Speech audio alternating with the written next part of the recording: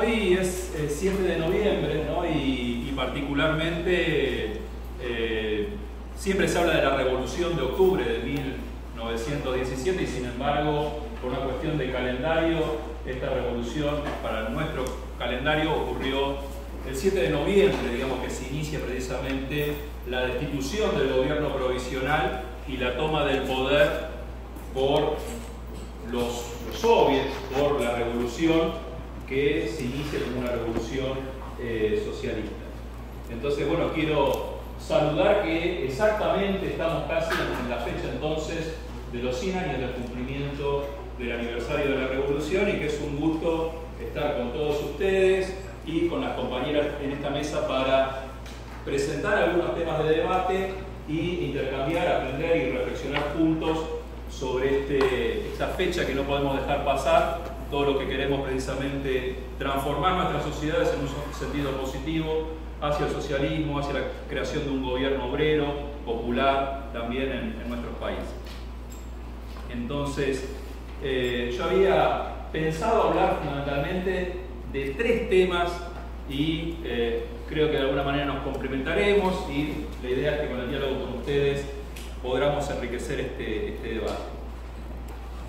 El primer tema que yo quería hacer referencia es el tema del papel de las masas en la revolución, el papel de las masas populares en la revolución socialista.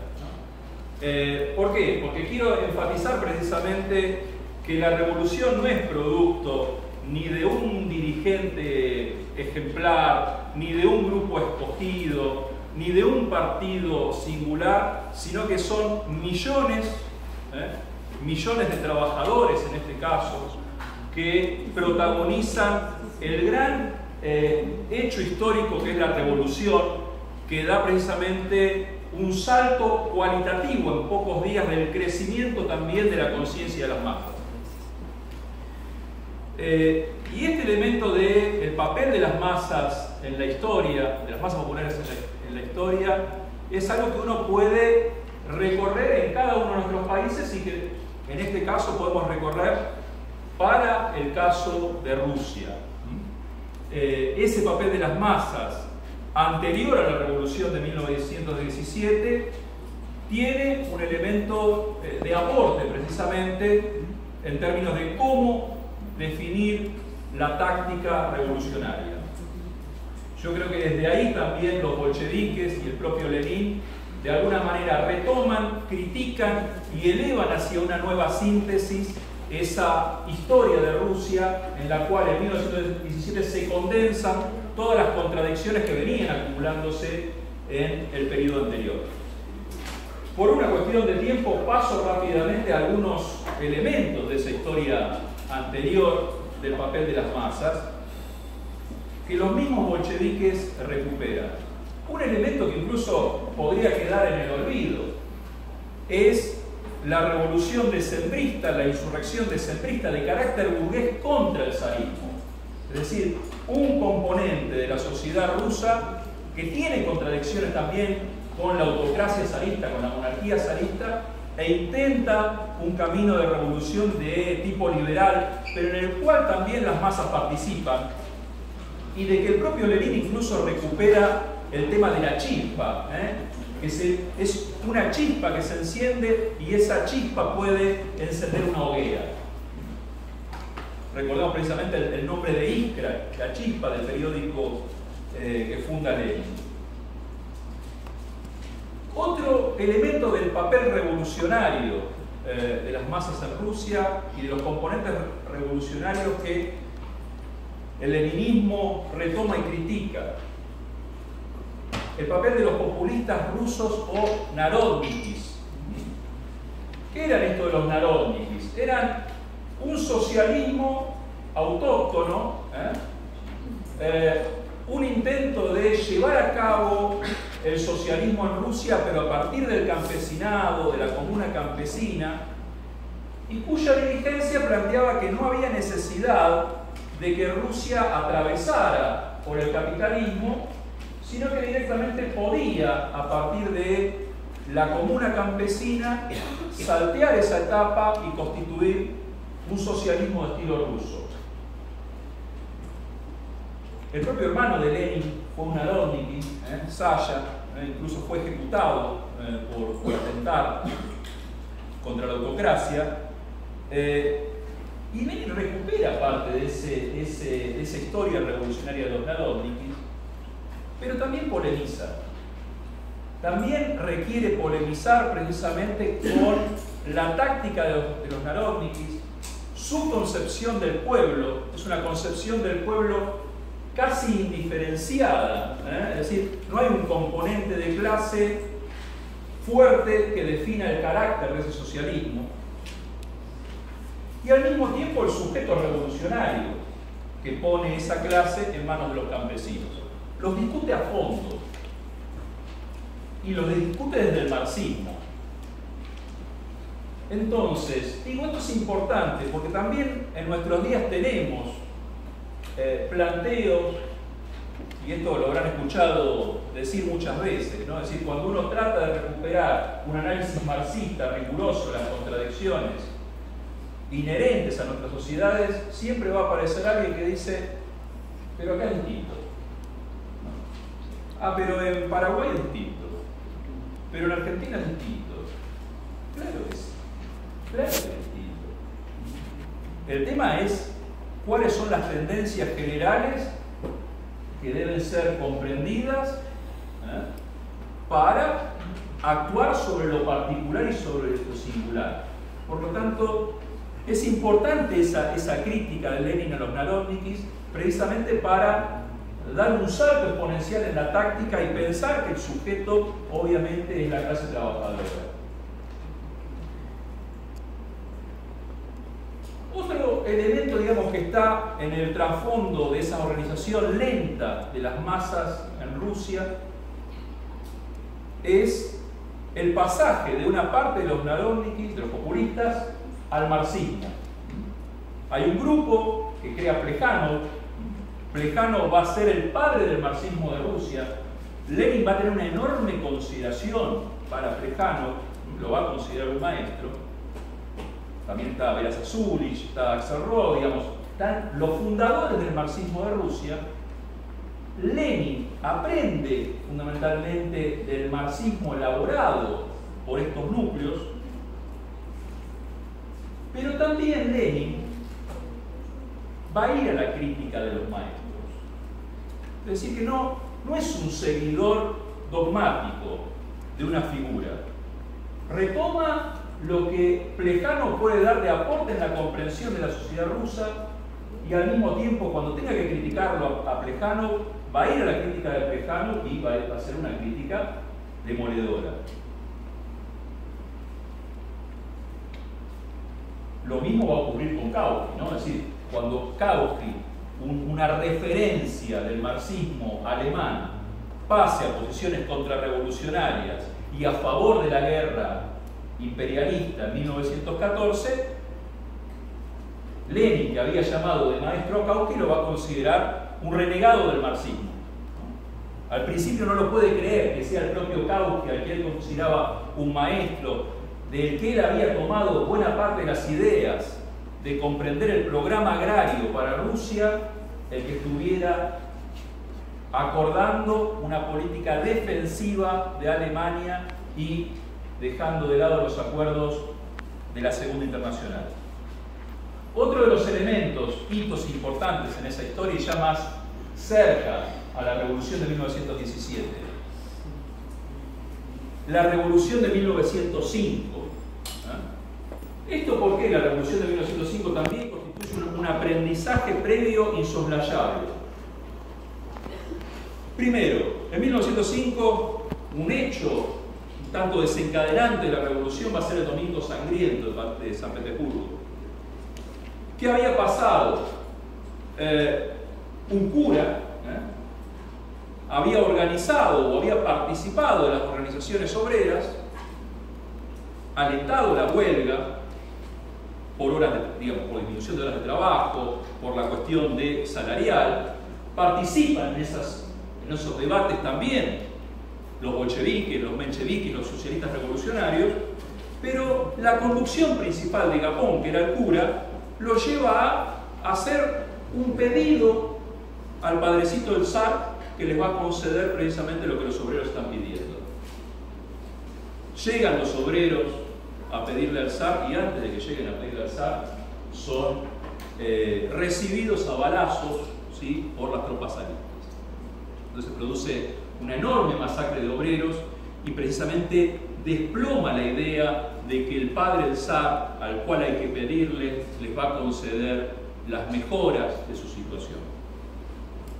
El otro elemento son los soviets, ¿sí?, que son una creación creativa, original de la Revolución de 1905, son consejos precisamente de diputados, obreros y de soldados que pasan a deliberar y decidir el rumbo de la sociedad rusa. Los soviets de 1905 duran 50 días y uno dice, bueno, entonces fracasaron, no funcionó, tuvo 50 días y no anda la cosa. Sin embargo, Lenin y los principales revolucionarios van a ver en los soviets de 1905 el bosquejo, el embrión, el rasguño, el borrador de lo que debía ser un gobierno de la clase trabajadora. Y los hechos que se aceleran con la revolución de 1905 tiene lugar en un escenario de conflicto bélico entre Rusia y Japón, ¿no? Y es decir, precisamente la situación también de crisis social, económica y política de 1905 acelera las contradicciones de la burguesía que quiere precisamente y logra determinadas concesiones por parte del zarismo. La revolución de 1917 también se produce en el contexto de una guerra, ya más de dimensiones mayores, ¿no? Una guerra interimperialista, la Primera Guerra Mundial, que el ala bolchevique había precisamente denunciado, ¿no?, a los defensistas en la Segunda Internacional. Denunciaban que había socialistas que apoyaban los créditos de guerra, que había socialistas que desobedecían el mandato internacionalista que tenía el socialismo de que si las burguesías quieren la guerra, antes de apuntar las armas contra otro trabajador, se debían apuntar las armas contra los propios explotadores. Es en ese marco, digamos, en el cual se acelera la cuestión de desarrollar una táctica que tome el poder y que transforme precisamente la sociedad rusa en una sociedad socialista. Se produce la Revolución de febrero de 1917. Es una revolución que inicialmente va a ser conducida por la burguesía que se hace con el gobierno provisional. Se derroca el zarismo y se forma un gobierno provisional en el cual participan partidos burgueses, los cadetes, y también pasan a participar partidos socialistas que forman un frente con esa burguesía. Los socialistas revolucionarios, cuyo máximo exponente va a ser Kerensky, y los mencheviques, que eran parte de ese socialismo obrero revolucionario ruso, del cual precisamente se habían apartado los bolcheviques. Lenin no está en ese contexto en Rusia. Llega fines de marzo, abril de 1917. Llega bueno, no voy a contar la anécdota de cómo llega porque sería bastante largo. Y aparte por ahí le quito la otra. Pero llega a la estación Finlandia de Petrogrado, ¿no?, y hace un acto que los mismos bolcheviques, los mencheviques, los socialistas revolucionarios que estaban incluso en la recepción de Lenin no entienden, los desconcierta, que dice Lenin, bueno, le da la mano a todos, digamos, muy caballerosamente, se da vuelta, se dirige a los obreros y les dice: viva la revolución socialista, los felicito por la revolución socialista que ya ha comenzado. Es decir, ¿qué había? Había un gobierno provisional, estaban precisamente constituidos nuevamente los soviets se habían armado, se da una situación de doble poder entre el gobierno provisional y los soviets. Y Lenin, digamos, en esas circunstancias, lo que saluda no es la revolución burguesa. Lo que saluda Lenin es la revolución socialista. En la concepción de Lenin, esa revolución ya contiene precisamente el inicio de la revolución socialista. Y entonces da las famosas tesis de abril, donde precisamente se plantea no reconocer al gobierno provisional, se plantea una inmediata paz con los países beligerantes, se plantea un programa y por supuesto se plantea la idea de que todo el poder, ya no una parte del poder, que todo el poder pase a los soviets. Esa es la consigna que comienza Lenin a transcurrir con las tesis de abril. Y ustedes dirán, bueno, era Lenin, estaba en exilio, lo habían traído, era la principal referencia de los bolcheviques, el tipo tiró eso en el partido y ganó la aclamación inmediata del partido y bueno, el partido se alineó detrás de Lenin. No, la mayoría del partido votó en contra, ¿sí? La mayoría del partido de la dirección del partido. Es decir, que en la dirección en esos momentos Lenin estaba en minoría. ¿Cómo va Lenin a ganar que esas consignas que se definen en la tesis de abril pasen a ser programa de los bolcheviques? Muy lentamente. Apelando a las bases del partido y apelando a los jóvenes del partido, sobre todo a la joven dirección del partido. Por un lado tenemos un sector del partido, de la dirección del partido, que no quiere hacer la revolución socialista y no quiere espantar a la burguesía dándole todo el poder a los soviets. Digamos que sería, en términos de ubicación, un ala derechista dentro de los bolcheviques. Por otro lado, va a haber un ala más hacia la izquierda que el planteo de Lenin y quiere la inmediata toma del poder. Y se lanza a esa insurrección en julio de 1917. La dirección menchevique, habíamos dicho, eran compañeros que habían estado en el Congreso discutiendo juntos, por lo tanto eran socialistas. Los socialistas revolucionarios estaban participando también del Soviet. Ustedes dirán, en julio los bolcheviques quieren lanzarse a la toma del poder, se suman. No se suman.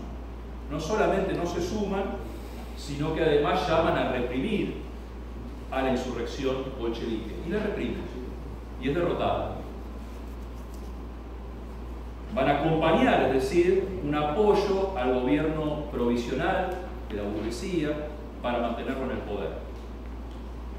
Los bolcheviques pasan a ser el partido más perseguido, más reprimido de Rusia por aquel entonces.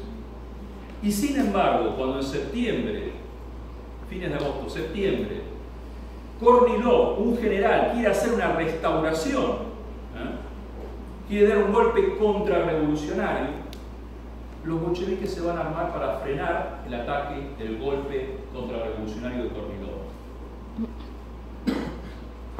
Para octubre, noviembre de 1917, la insurrección del 25, 26, 7 y 8 de noviembre, 25 y 26 de octubre, 7 y 8 de noviembre de nuestro calendario, sí destituye al gobierno provisional, sí consigue detener a los ministros de ese gobierno y sí logra instituir precisamente como órgano de dirección a los soviets, como dirección de la sociedad rusa. En paralelo estaba ocurriendo en Petrogrado el segundo congreso de los soviets de toda Rusia. Es decir, que los bolcheviques van a pasar de una situación de minoría a avanzar con una táctica de toma del poder obteniendo la mayoría y obteniendo un enorme apoyo popular para establecer el control obrero de la producción y dirigir la sociedad y la economía rusa. El segundo punto que quiero tocar, rápido, porque tengo ahí 10 minutos me parece, es Lenin y la organización del partido. Yo les decía, no es obra de un personaje excepcional, pero sí el aporte que desarrolla Lenin va a tener un enorme legado para la revolución en el mundo. Y se plantea varias cuestiones con el tema de la organización del partido. ¿Qué es la organización del partido? Que la clase trabajadora precisa una dirección y una disciplina. Esa dirección y esa disciplina es un elemento indispensable, sobre todo si se piensa que la revolución va a ocurrir. Si uno piensa que la revolución no va a ocurrir, no necesita dirección ni disciplina. Va a confiar en que espontáneamente en algún momento se van a dar determinadas condiciones y surge una situación revolucionaria, y eso puede llevar a que todos juntos ascendamos a una toma del poder. Eso es producto de un debate en el seno del comunismo, del socialismo obrero revolucionario en Rusia, entre Lenin y Martov. ¿Qué plantea Lenin? Plantea que es miembro del partido quien concuerda y difunde el programa, quien lo sostiene económicamente y quien pertenece a una de sus organizaciones. ¿Qué planteaba Martov? Los dos primeros puntos, todo bien, pero el tercero, eso de pertenecer a una organización tan disciplinada, tan que todos parecemos que somos una fábrica, no, dice, eso no. Lenin un poco se burla de eso, dice, ¿qué clase de socialista es este tipo que se mofa de que nos organizamos como una fábrica, no? Pero ¿qué quiere poner Lenin con eso? Quiere poner un límite al oportunismo. De que puedo participar más o menos y bueno, y después, si se dan determinadas condiciones, ahí sí estoy ahí arriba con los que ganan. Y si se dan determinadas otras condiciones, me rajo y estoy por otro lado. ¿Sí? Contra ese oportunismo, y también limita el papel de participación de los intelectuales dentro del partido. Se plantea una mayoría obrera dentro del partido. Incluso Lenin piensa máximo 2 intelectuales cada 10 obreros. 2 intelectuales cada 10 obreros. El resto de los líderes bolcheviques creen que eso que no, es decir, así no va a elevar el partido, así lo baja el nivel de conciencia del partido. No, Lenin piensa que el verdadero programa construido desde la clase trabajadora tiene que salir de esa mayoría también trabajadora organizada como partido. Ni hablar las suspicacias que hacía Lenin con los intelectuales y los profesores universitarios, ¿no? Es decir, lidiar con profesores universitarios no es fácil. Al interior del partido menos. Entonces va a poner eso en foco y va a limitar la cuestión. El segundo elemento, también ya sobre avance de la revolución, es el papel de la joven dirección. Y ahí uno diría, bueno, pero no es que está reforzando el carácter de clase. Sí, pero también dice, con estos viejos no puedo... Estos viejos no quieren hacer revolución. Es más, tienen más excusas, se pasan más tiempo colocando excusas para hacer la revolución que para desarrollarla. Entonces también va a apelar precisamente a una nueva dirección del partido.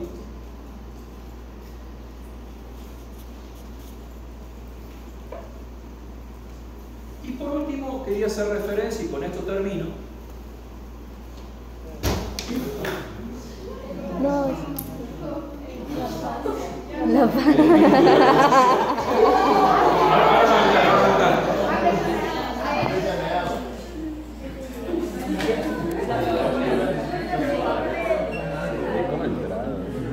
Tengo 5 minutos más ahora.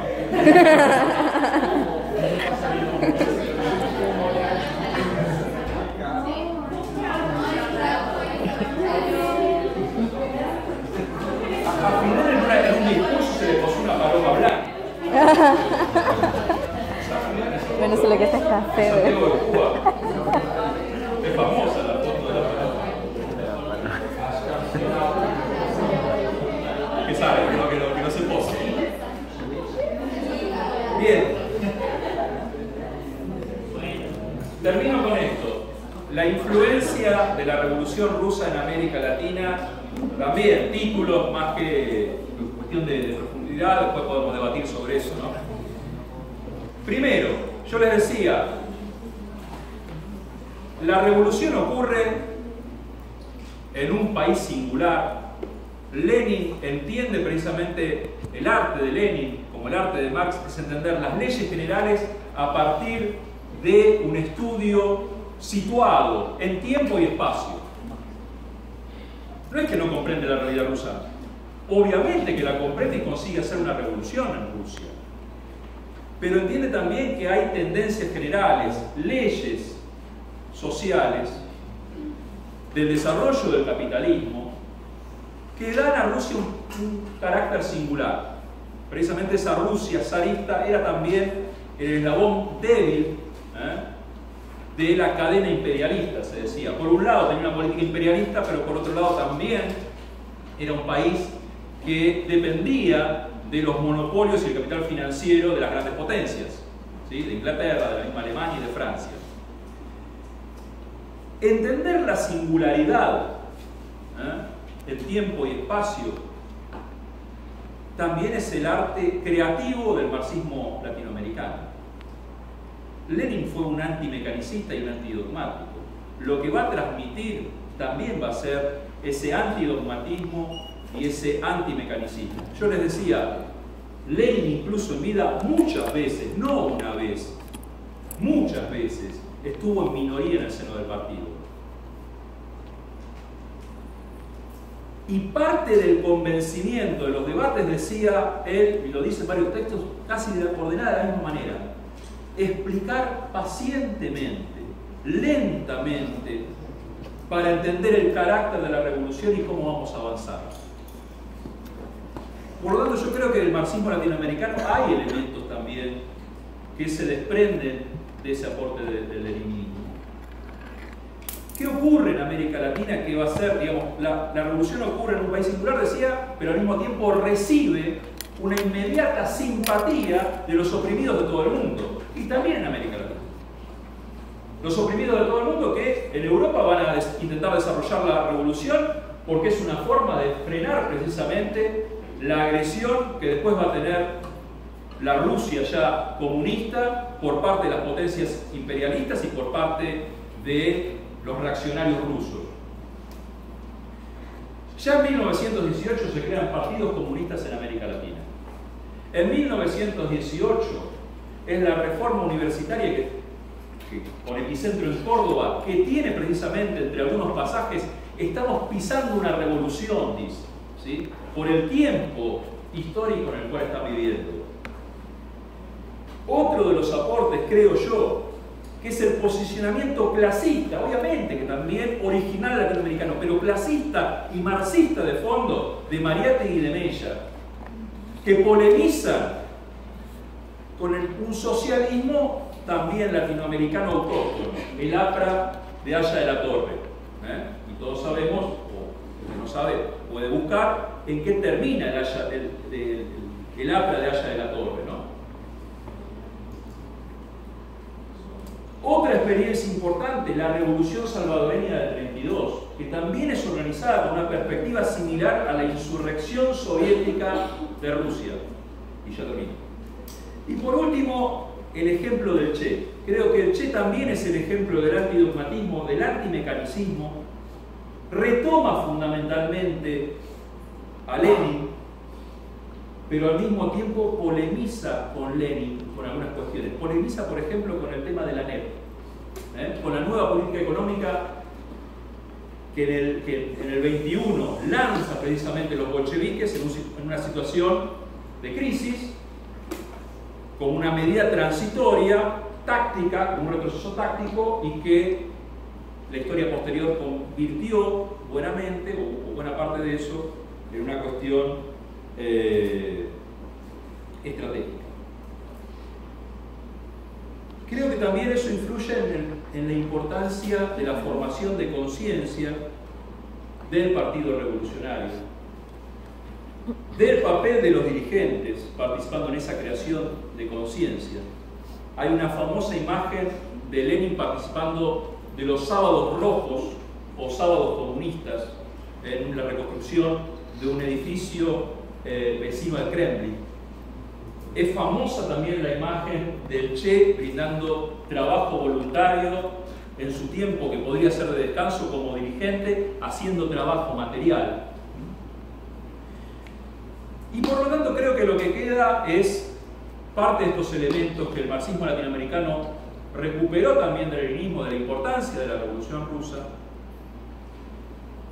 sabiendo que esta conmemoración de traer a la memoria los 100 años de la Revolución Rusa no es solamente una cuestión de traer a la memoria para recordar que hace 100 años hubo una revolución socialista, sino que nos plantea los desafíos para el presente.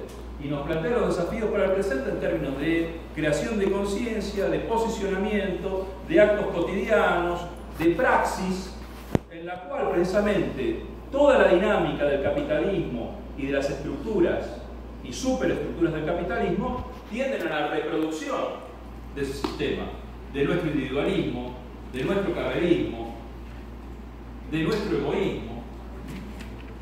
Y por lo tanto, darnos a pensar que esos desafíos que tuvieron los dirigentes revolucionarios en el contexto de la Revolución Rusa también son desafíos que uno tiene en términos de pensar el socialismo cotidianamente, no una vez cada 100 años o una vez cada vez que se cumple una fecha con ceros. Y quiero terminar con un breve pasaje de unos versos de Silvio Rodríguez, que en realidad él lo escribe para él, o dice que lo escribe pensando en Fidel, pero que tiene que ver con nuestros desafíos cotidianos, con la presión, digamos, que tiene la dinámica capitalista, la sociedad en la cual estamos viviendo, por hacer otra cosa. Y creo que a mí me parece que uno lo debería tener a mano para releerlo, para pensarlo y ver qué hace en cada día.